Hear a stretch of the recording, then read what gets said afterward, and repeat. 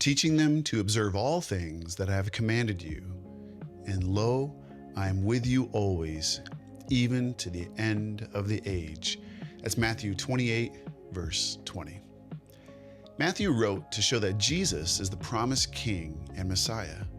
Matthew 28 closes the gospel after Jesus' resurrection as he sends his disciples to make disciples of all nations. Verse 20 completes the Great Commission with the promise of his continuing presence. Friends, Jesus sends his people, but he never sends them alone. Matthew 28, verse 20 is a promise for weak knees, heavy responsibilities, and even uncertain paths. The risen King gives commands, but he also gives himself. I am with you always, he declares. A couple of observations. First, his presence gives us the courage to obey today. The disciples were called to teach all that Jesus commanded, a mission far greater than their own strength. They would go on to cross into cultures, endure rejection, and serve people who did not yet understand the gospel. But the command came from the one who possesses all authority in heaven and on earth.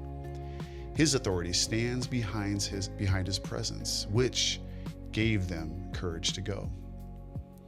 Next, his presence brings comfort for ordinary days. The word always includes even the unseen hours, the quiet labor, the weary prayers, and the moments when faith feels small. Jesus is not only near when life feels meaningful or victorious, he's with his people in every season, all the way to the end of the age. You know, this reminds me of that famous poem, Footprints in the Sand. If you're unfamiliar with it, I would encourage you to look it up. So friends, this is the heart of Emmanuel, whose name means God with us. The one promised at Jesus' birth is the same one present with his people after his resurrection. We may not always feel his nearness, but his promise is stronger than our emotions.